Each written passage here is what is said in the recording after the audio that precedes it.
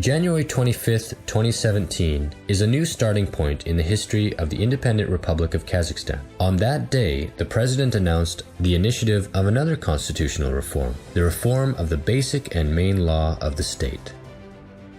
The main point of the proposal reform is a considerable distribution of authority powers and democratization of the political system. The Constitution is the supreme law that lays the basis for the political, economic, and legal state systems, regulates relations between the state and citizens, their rights and obligations. In other words, it consolidates the state system and is a basis for all other laws. Hence, the Constitution is a compulsory element, making the existence and functioning of the country possible. The Constitution is a roadmap and is unchanging companion of the state, one of the most important of its body.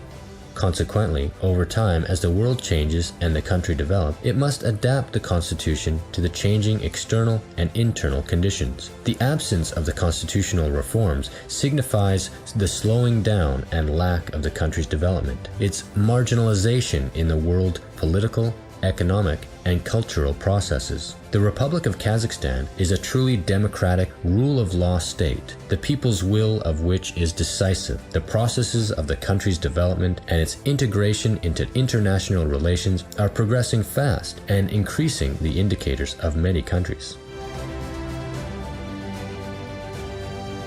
The historical reform, that which we witness today, like all the former ones, did not come as a surprise. It wasn't a secret for the people. It was promised by the first president in his election campaign in 2015.